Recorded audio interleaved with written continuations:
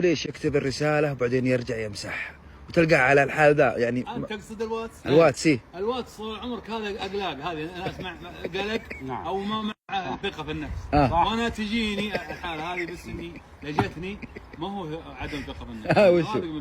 لا ارتفع قلم اكتب.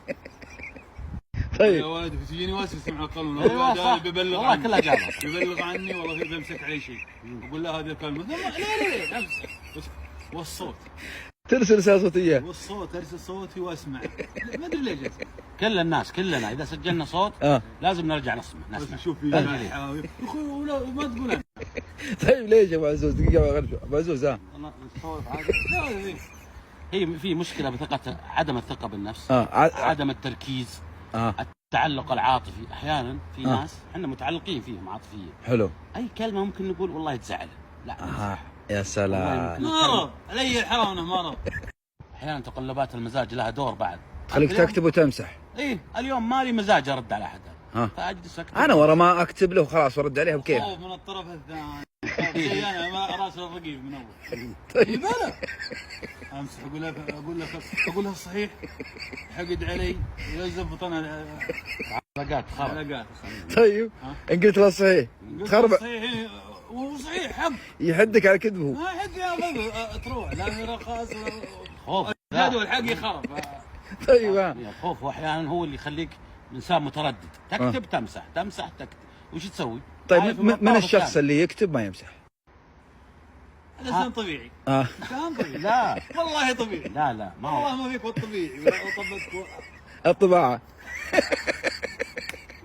انا معك في شغله واحده، اذا الشخص بيني وبينه في العلاقه توتر ممكن اني امسح او اكتب وامسح. هذا الشيء.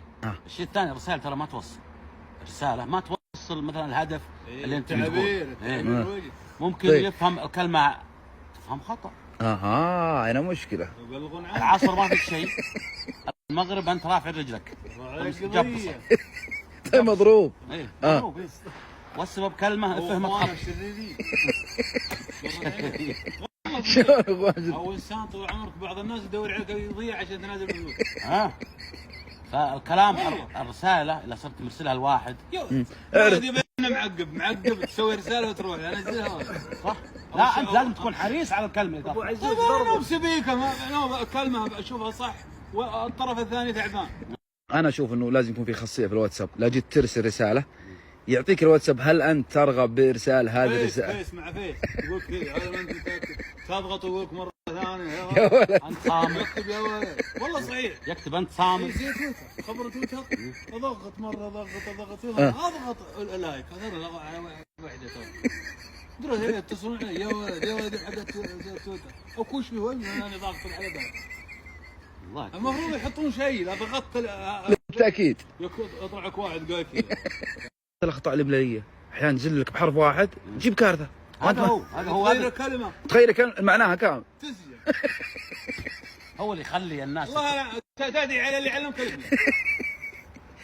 هو الخوف يخليك متردد. خوف ذا لو وقعت بالخطا ذا خلاص ما يمديك تعدل اذا راحت الرساله. لا تقدر تمسحها، بس المشكله كان متصل الان وقراها صور الشات.